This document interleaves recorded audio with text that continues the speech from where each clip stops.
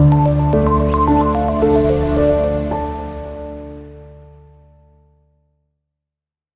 वालेकुम students, welcome to class 9th math. I am Seerat Ali, your maths teacher. आज के इस लेक्चर में हम सॉल्व करेंगे question number 2 of exercise number 3.3।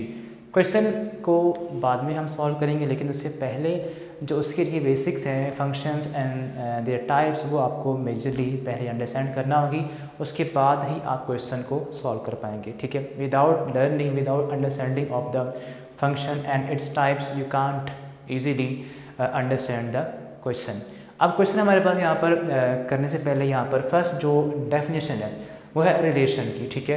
Mathematically हमारे पास कहने के रिलेशन क्या होता है। लेट करें कि हमारे पास यहाँ पर कोई से दो नॉन एम्प्टी सेट है, एक हमारे पास ए सेट है और एक बी है। लेट कर लिया आपने, ठीक है। B two non empty sets, then any relation R उसको हम कहेंगे, वो क्या होगा, वो ए क्रॉस बी जो आप निकालते हैं, कार्टेशियन प्रोडक्ट जो आप निकालते हैं, ठीक है। यानी कि हम यहाँ पर ए क्रॉस बी जब क्वेश्चन 1 में हमने किया था, ठीक है। अब आपने उस ए क्रॉस बी का एक सबसेट पिक करना है, उस सबसेट को बोलते हैं, वो होता है relation. R subset of A cross B, ठीक है, इज कॉल्ड रिलेशन। अब एग्जांपल के थ्रू इसको अंडरस्टैंड करते हैं। लेट से हमारे पास सेट ए और ये सेट बी है। 1 2 3 सेट ए के एलिमेंट्स हैं और 2 5 सेट बी के एलिमेंट्स हैं। तो पहले आपने ए क्रॉस बी फाइंड करना है। उसके लिए क्या करेंगे, क्वेश्चन 1 को आप अंडरस्टैंड कर चुके हैं प्रीवियसली। पहले आपने 1 को लिखना है 2 के साथ ऑर्डर पेयर फॉर्म में, फिर 2 को 5 के साथ, फिर 2 को 2 के साथ, फिर 2 को 5 के साथ, फिर 3 को 2 के साथ, 3 को 5 के साथ। ये सारे हमारे पास इनके ऑर्डर पेयर्स आ गए और ये हमारे पास आ गया ए क्रॉस बी, यानी कि Cartesian product of set A and set B. अब इसके बाद आप देखें, यहाँ पर हमने कहा था कि इस कार्टेशियन प्रोडक्ट का सबसेट लेंगे जो कि आर होगा, उस आर को बोलेंगे रिलेशन, ठीक है। सबसेट कैसे लेते हैं, ये सेट है ए क्रॉस बी, ये इसके एलिमेंट्स हैं, ये एक एलिमेंट है, ये सेकंड ब्रैकेट की फॉर्म में, ऑर्डर पेयर की फॉर्म में इसके एलिमेंट्स है ये, ठीक है। तो आपने कोई से दो एलिमेंट्स उठाने और एक सेट बना देना है। अब ये दोनों एलिमेंट्स यहाँ से आ रहे हैं, तो ये जो R1 है ये ए बी का सबसेट है, ठीक है। R2 कोई और एलिमेंट उठा लें आप, तो वो भी यहीं से आ रहा है, ठीक है। तो R1 और R2 they both are subset of A cross B. Simply हम यहाँ पर ये कह सकते हैं कि जो ए क्रॉस बी के दो सबसेट आए हैं, R1 और R2, they both are relations, ठीक है। ये होता है रिलेशन की डेफिनेशन। होप्स हो आपने इसको अंडरस्टैंड कर लिया होगा। इसके बाद जो मेजर हमारे पास चीज़ है जिसके बारे में क्वेश्चन है, वो है फंक्शन। फंक्शन क्या होता है, रिलेशन से फंक्शन की तरफ आपने आना है, ठीक है। तो कैसे इसको हम देखेंगे, देखें, लेट करना आपने अगेन ए और बी दो नॉन एम्प्टी सेट्स हैं। नॉन एम्प्टी सेट इसलिए हैं, अगर सेट एम्प्टी होगा तो फिर उसका कार्टेशियन प्रोडक्ट तो नहीं बनेगा। तो आपने कार्टेशियन प्रोडक्ट बनाने के लिए सेट्स जो लेने हैं वो क्या होंगे, वो उनमें कुछ ना कुछ एलिमेंट्स हों, वो नॉन एम्प्टी नहीं होने चाहिए, ठीक है। वो नॉन एम्प्टी होने चाहिए, ठीक है। Let A and B are two non empty sets, then अब ये तीन कंडीशंस हैं, अगर ये फुलफिल होती हैं देन वो जो आपका रिलेशन है वो बनेगा फंक्शन, ठीक है। पहली जो कंडीशन है वो ये है कि फंक्शन वो तब बनेगा, F is a relation from A to B, ठीक है। वो फंक्शन बाद बनेगा, पहले वो क्या होगा, पहले होगा वो रिलेशन।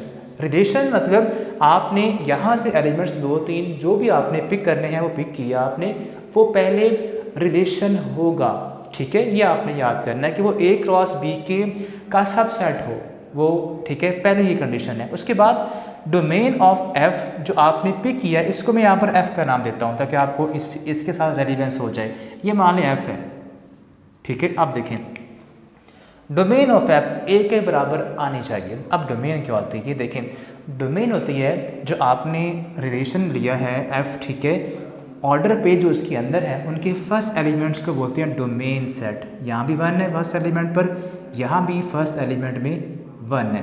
तो इस फंक्शन की, ठीक है, एफ जो हमारे पास ये रिलेशन है, मान लें अभी इसकी जो डोमेन है वो हमारे पास क्या आ रही है, वो आ रही है यहाँ पर ऑर्डर पेयर्स के फर्स्ट एलिमेंट, और वो क्या है यहाँ पर है, वो यहाँ भी 1 है और यहाँ भी 1 है। तो इसकी डोमेन होती है ऑर्डर पेयर्स के फर्स्ट एंड 1, ये इसकी डोमेन है। फिर एक और चीज़ साथ क्या आती है, रेंज। रेंज होती है ऑर्डर पेयर्स की सेकंड एलिमेंट्स, वो रेंज होती है।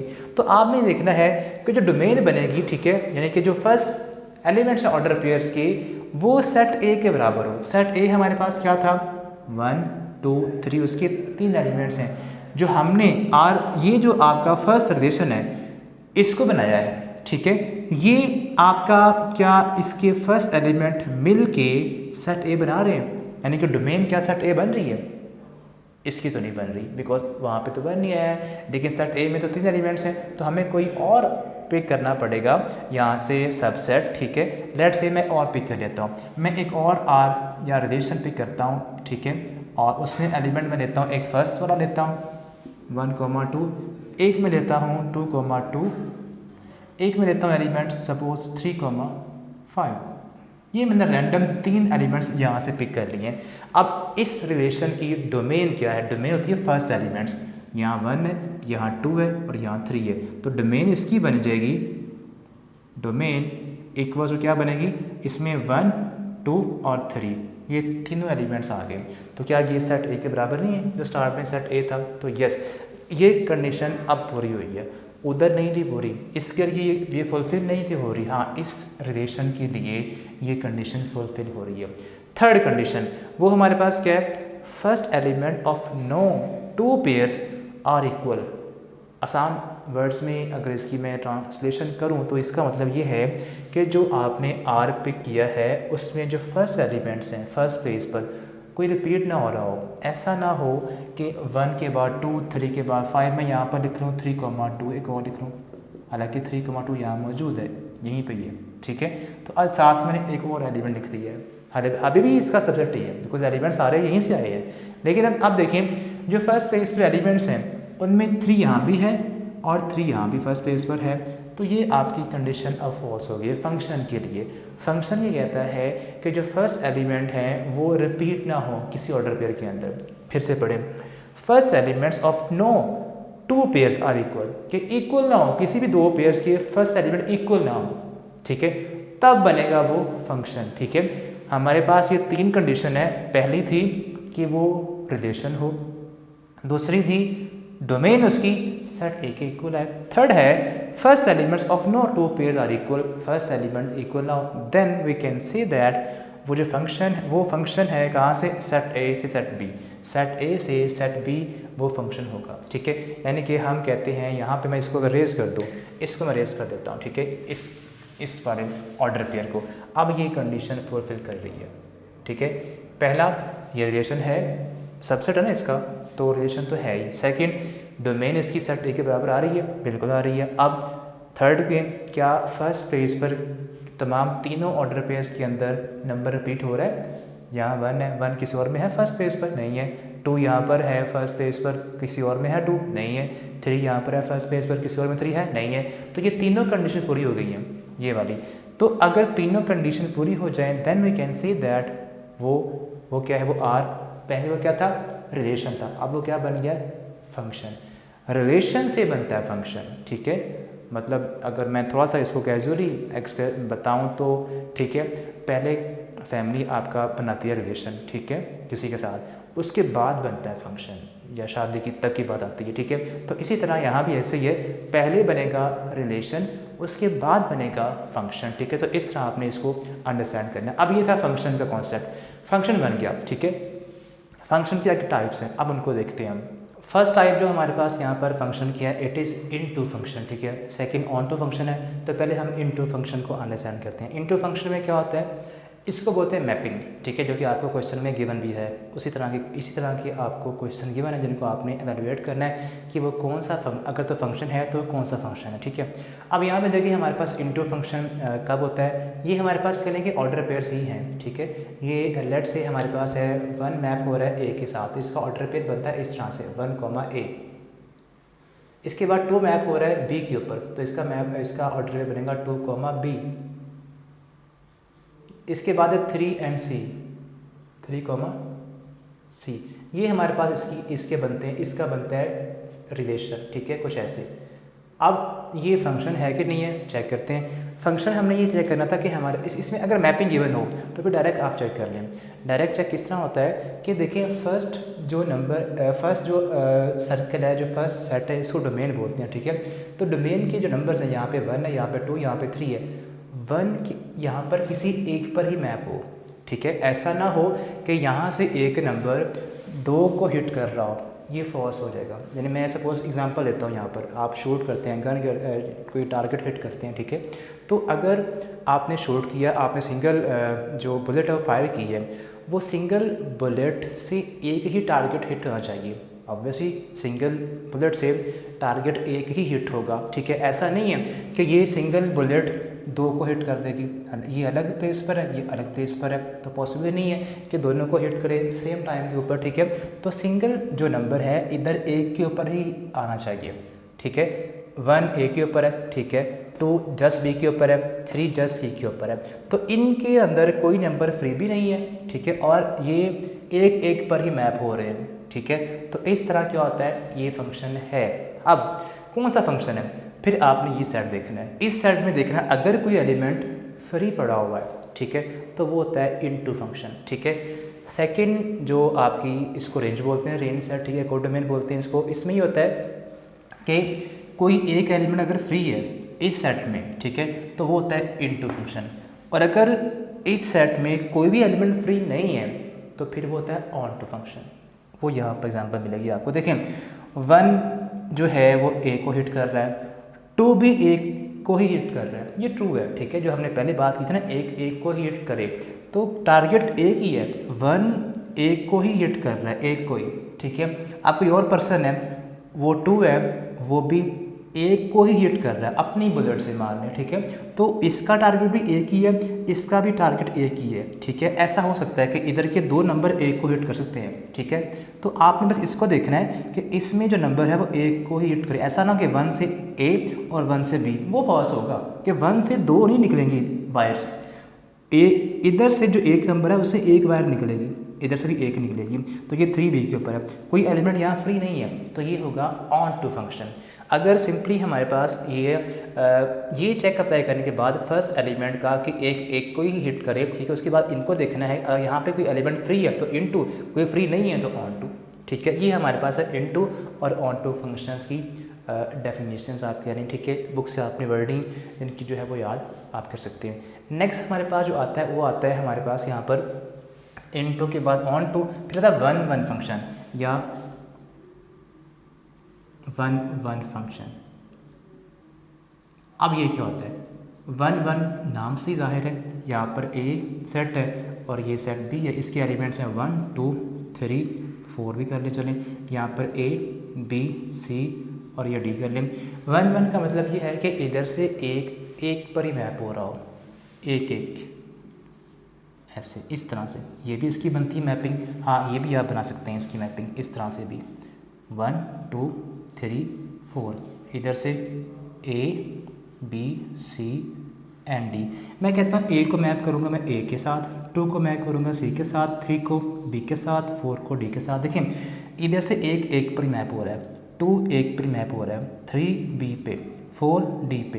तो हर एक का अपना अपना इमेज है, ठीक है। ये हमारे पास होते हैं प्री इमेज और ये इमेज जो आगे इमेज होते हैं, ठीक है। ये मैं खड़ा हूँ और ये मेरा इमेज है, आगे इमेज होता है, ठीक है, फ्रंट पर ये इमेज है। तो इधर एक नंबर का एक ही इमेज है, तो ये होता है 1 एक नंबर का एक ही इमेज आए, एक की मैपिंग एक के ऊपर ही आए, ठीक है। तो इसको बोलते हैं, ये क्या होता है, ये होता है 1 फंक्शन,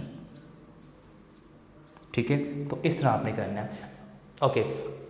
अब इसके बाद नेक्स्ट हमारे पास आता है बाइजेक्टिव फंक्शन या इंजेक्टिव फंक्शन। ये 2 अलग अलग। बाइजेक्टिव होता है कि फंक्शन ऑन टू भी हो और 1 भी हो, ठीक है। ये फंक्शन क्या 1 है, ये 1 नहीं है। क्यों 1 नहीं है, क्योंकि ए 1 जो है वो ए पे मैप हो रहा है, 2 भी ए पर ही मैप हो रहा है, 2 का अपना कोई और इमेज होना चाहिए था ए के अलावा, फिर ही बनता 1।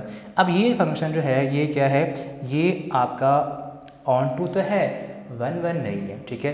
तो बाइजेक्टिव वो होता है जो ऑन 1 भी हो, ठीक है, और ऑन टू भी हो, ये 1 1 भी है, ये ऑन टू भी है, इसको देखें अगर, बिकॉज यहाँ पे कोई एलिमेंट फ्री है नहीं है, तो ये ऑन टू भी होगा, ये 1 1 भी है और ऑन टू भी है, तो ये क्या होगा, ये बायजेक्टिव भी होगा। ठीक है, फिर आता है इंजेक्टिव। इंजेक्टिव में फंक्शन एक तो होता है 1 1, ठीक है, 1 1 के साथ फंक्शन क्या हो, इन टू भी हो, यहाँ पर कोई एलिमेंट फ्री भी मौजूद हो, तो ये फंक्शन क्या है, इंजेक्टिव है।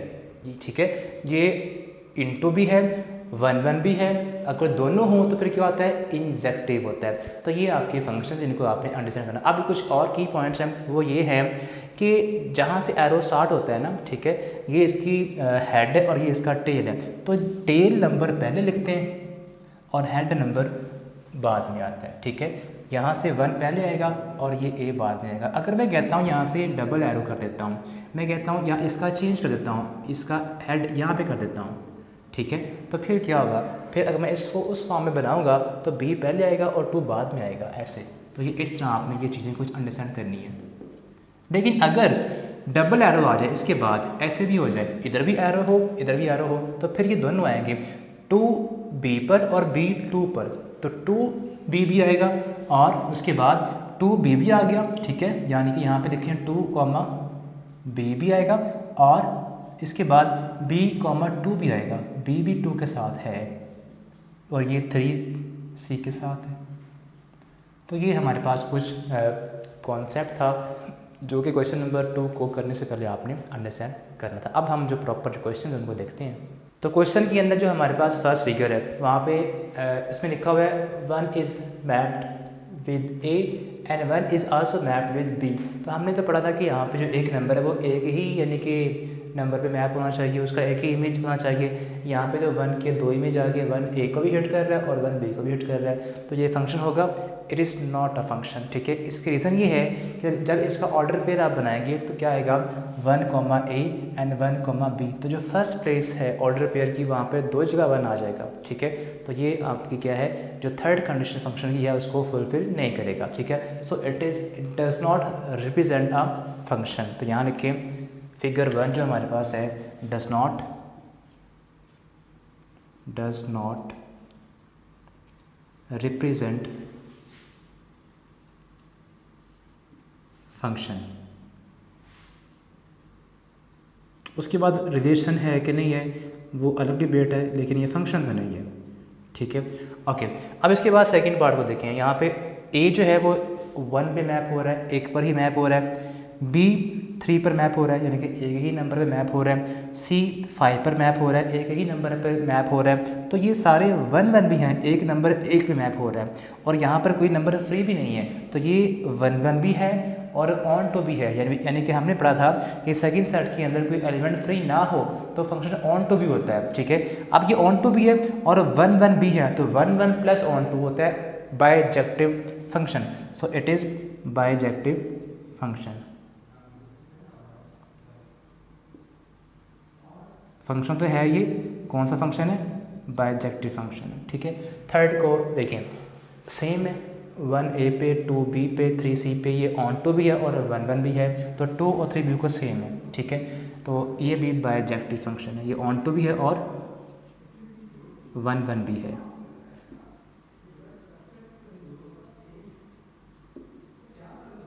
उसके बाद नेक्स्ट आता है फोर्थ पे, एल मैप हो रहा है एक्स के ऊपर। ठीक है, उसके बाद एम मैप हो रहा है अगेन एक्स के ऊपर। ठीक है, एन मैप हो रहा है सी के ऊपर। तो ये फंक्शन कौन सा है, ये फंक्शन आपका सेकंड जो है एलिमेंट, सेकंड सेट में एक एलिमेंट फ्री है, तो अगर एक एलिमेंट फ्री हो वो होता है इन टू फंक्शन। ठीक है, यानी कि यहाँ से देखें कोई फ्री तो नहीं है, कोई फ्री नहीं है, यहाँ से एक नंबर से 2 तो नहीं रेज निकल रही, नहीं निकल रही, तो फंक्शन ये होगा ये। ठीक है, कौन सा फंक्शन है, फिर इसको देखना आपने, कोई एलिमेंट फ्री है तो इनटू फंक्शन होगा, वाई फ्री था सो it is into function, into function. तो ये सिंपल सा काम था। ठीक है, मेजर आपका डेफिनेशन को अंडरस्टैंड करना था। आगे तो ये बिल्कुल सिंपल, आपने उन्हीं चीज़ों को यूज़ करके आपने यहाँ पर बताना था कि ये कौन से फंक्शंस हैं। तो होप सो आपने ये क्वेश्चन अंडरस्टैंड कर लिया होगा।